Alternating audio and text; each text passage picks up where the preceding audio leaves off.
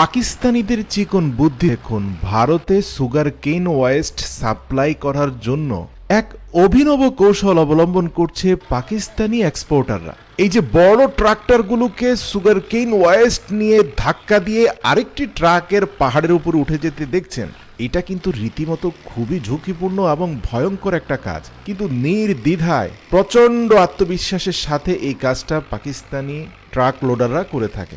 এখন প্রশ্ন আসতে পারে, ভারতে সাপ্লাই করার জন্য পাকিস্তানিদের একটা ট্রাকের মধ্যে এত বেশি পরিমাণে সুগার কেন ওয়েস্ট কেন ফিল করতে হবে? চাইলে তো এই পরিমাণ ওয়েস্ট প্রোডাক্ট একাধিক ট্রাকে করে নিয়ে যাওয়া যেত।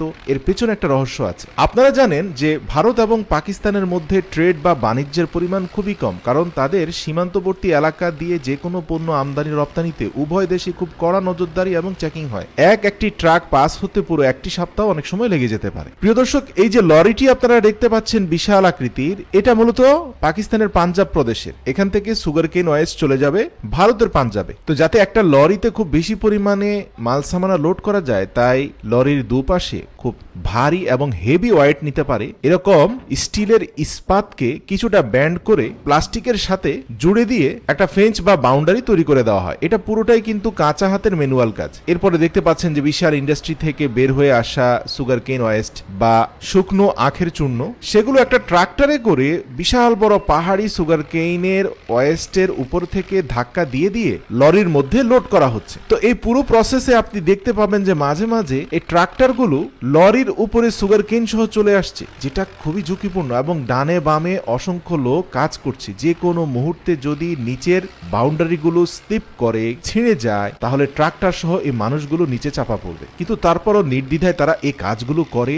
এর কারণ একটি ট্রাক সীমান্তবর্তী এলাকা দিয়ে পাস হতে এক সপ্তাহ সময় লেগে যায়। যদি একাধিক গাড়ি দেওয়া হয় তাহলে হয়তো মাস লেগে যাবে। দুদেশের বাণিজ্যিক বিষয়টাকে মাথায় রেখে এখানকার ছোটখাটো ইম্পোর্টার এক্সপোর্টাররা অনেক ঝুঁকি নিয়েই বিভিন্ন ধরনের পণ্য বা ওয়েস্ট প্রোডাক্ট আমদানি রপ্তানি করে থাকেন। তবে বিশাল দানবীয় পাহাড় আকৃতির এই ট্রলির উপরে ট্রাক নিয়ে উঠে যাওয়া এবং সেখানে প্রয়োজনের তুলনায় অনেক বেশি পরিমাণে মাল সামানা ক্যারি করা, আপনি দেখতে পাচ্ছেন যে পেছনের দিকে ওয়েস্ট প্রোডাক্টগুলোকে একটা বাঁশের সাহায্যে একজন ব্যক্তি ধাক্কা দিয়ে দিয়ে কিছুটা ট্রিম করার চেষ্টা করছেন। একবার ভাবুন কি পরিমাণে কম্প্রেশনের মধ্যে এগুলোকে লোড করা হয়েছে।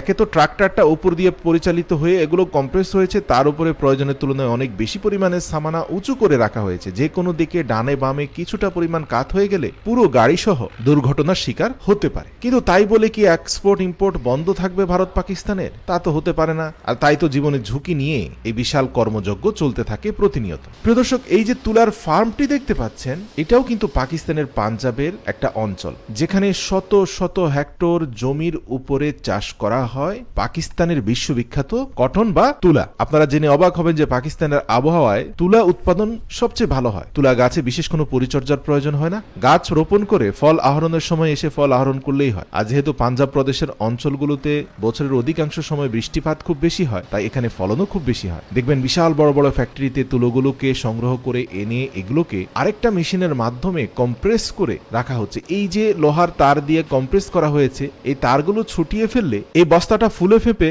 অন্তত 20 গুণ হয়ে যাবে। সাধারণত তুলা রপ্তানি করার সময় এভাবে কম্প্রেস করে রপ্তানি করতে হয়, আর তা নয়তো এই তুলা রপ্তানির খরচ অনেক বেড়ে যাবে।